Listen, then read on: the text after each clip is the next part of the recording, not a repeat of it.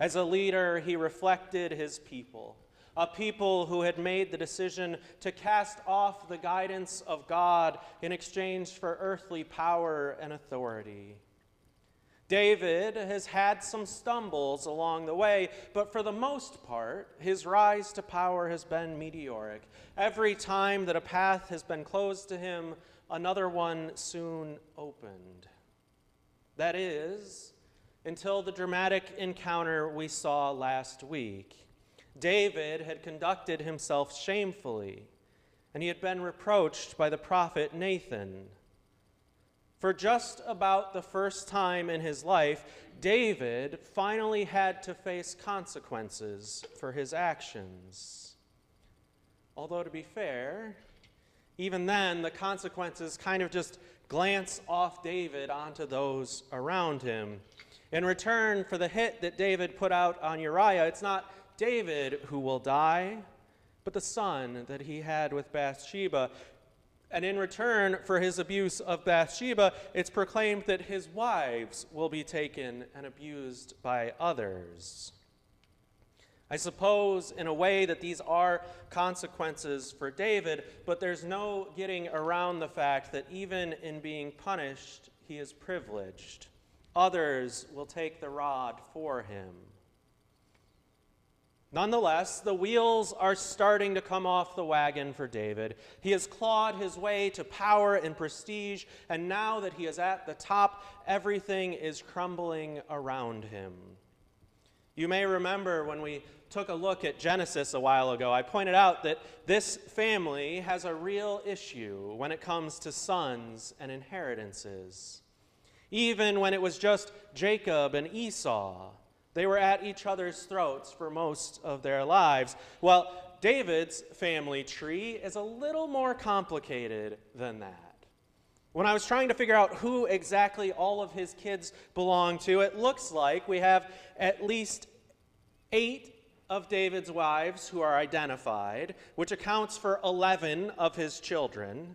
And then there are at least another 10 sons who belong to unknown mothers, and who knows how many more beyond that who simply don't make it into the biblical record. David's dysfunctional family system makes Jacob's family of 12 sons by 4 mothers look rather quaint by comparison. Now, we have to have some sense of these family dynamics in order to understand how we get to today's passage. David, who has been so very active in the story, suddenly takes on a more passive role. We've seen David, the precocious warrior who takes on fights too big for himself. We've seen David, the rebel warlord who seizes what he needs. We have seen David, the greedy king who takes what belongs to other people. But now we seem to have David, the aging king who is growing world weary. It seems to me that after a lifetime of violence, the death of his son and the promise of further strife has burst open the gates of trauma. The man that he was is not the man he is anymore. He used to be a man whose instinct was to fight at every turn. Now he seems to be a man inclined to freeze up in moments that demand action. For you see, David's sons are cut from the same cloth as their father. They have seen him model what it means to be masculine, and so they too take what they want for themselves and will not let anything stand in their way. First, there's some incestuous abuse that takes place. David does nothing. Then there's an act of vengeful fratricide, and David does nothing. Then the vengeful son, Absalom, starts posting up by the city gates telling every passerby that he ought to be king because David is failing to do the job. Still, David does nothing. Absalom declares himself king and sets up a new center of power in the city of Hebron. And finally, David is forced to act. In this moment, he cannot afford to freeze, or he will be killed by his son. He has no support, and he cannot fight. So with no other options available, he flees the capital to once again hide in the wilderness. And slowly in the wilderness, he rebuilds his support and his troops until the kingdom is in a full-blown civil war.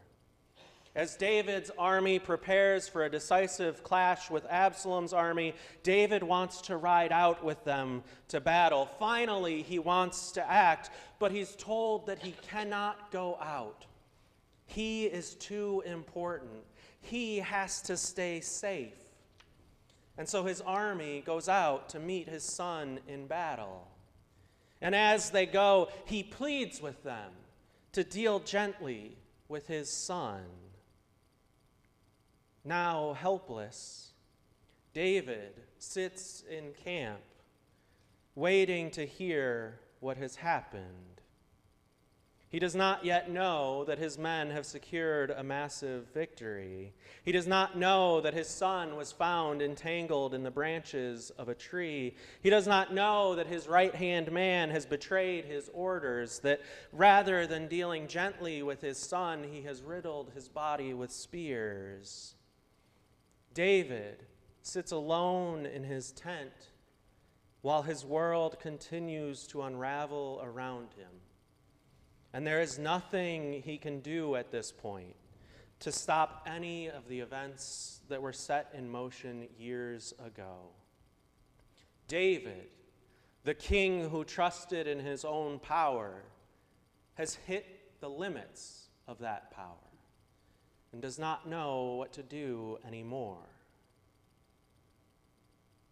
The circumstances of David's life might be extraordinary, but the trauma that he must have experienced through all of this is something that has affected people in every age and place, and I imagine many of us in this room at some point in our lives. David has had no shortage of traumatic events in his life, but now that all of that violence around him has come to land on the people that he cares about, he seems unable to cope anymore. Not even his closest and longtime advisors can be trusted to help in these moments. He has gained the whole world, but what has it gained him?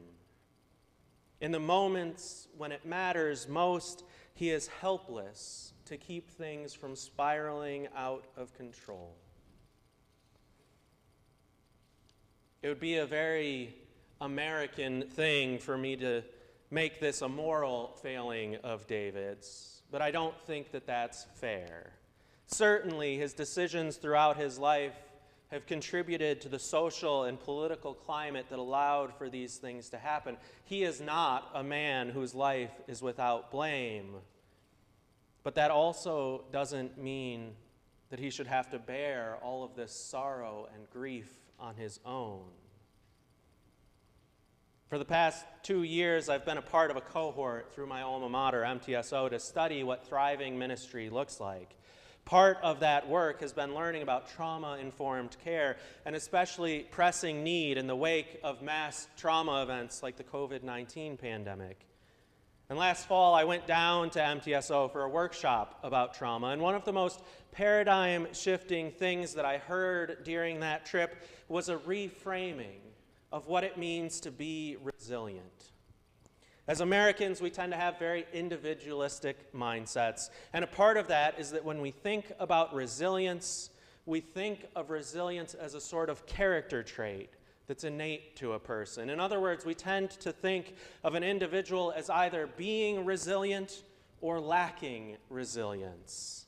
It just fits with our broader cultural understandings to place the onus for how a person deals with trauma on them. But that's not a universal view of resilience. In other parts of the world where there's a much more communal understanding of culture, resilience takes on a more communal dimension as well. Resilience is not just a thing that a person has or does not have, but it reflects the social support network that catches a person when they're overwhelmed and helps them get back on their feet. David was rich in a lot of ways: money, women, children, power. But when it came to having people around him that loved him and cared for him, he was destitute. All the money in the world couldn't buy him friends who would give him a hand up when he stumbled. He had built his court around intrigues and schemes. None of his advisors trusted the others. His sons hated each other. His wives were little more to him than trophies. David is a poor man. He has cast everything of value aside in his quest for power, and now he is left alone in his tent with nothing but his fears. I genuinely pity David in this moment. As many of you know, I had to take some time off at the end of last year to deal with some health issues. What you may or may not be aware of is that those health issues stemmed in large part from a series of nervous breakdowns that I had in response to traumatic events in my life. I can't imagine going through that experience without having the love and support of a caring family and a caring church around me. There were so many kindnesses that were shown to me during that time that gave me the time and the space that I needed to seek treatments for both my physical and my mental health. And here's the thing: I know that what I experienced from this community was not unique. I have seen you all step up time and again to help the people of North Muskegon and of this congregation through some of the most difficult things that they will face in their lives. I've said it a countless number of times since being appointed here, but it remains true, and it makes me extremely proud of all of you that I can say community is not just our name, it is what we do.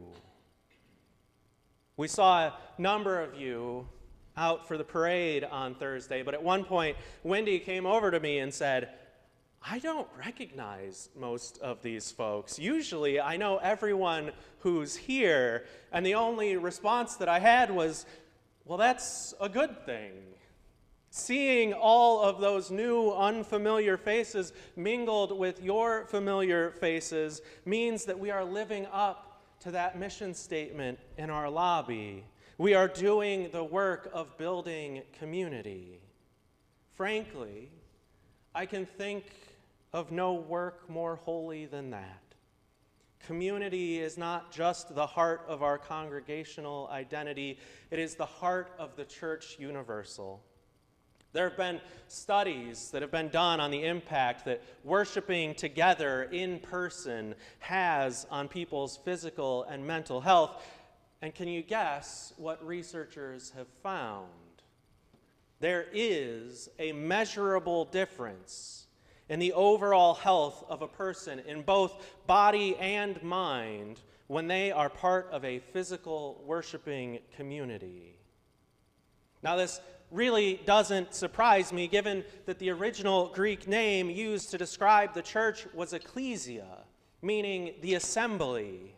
Coming together is our fundamental nature. What's more, community is the fundamental nature of all reality. In worshiping the Three in One, we worship a God who is inherently communal.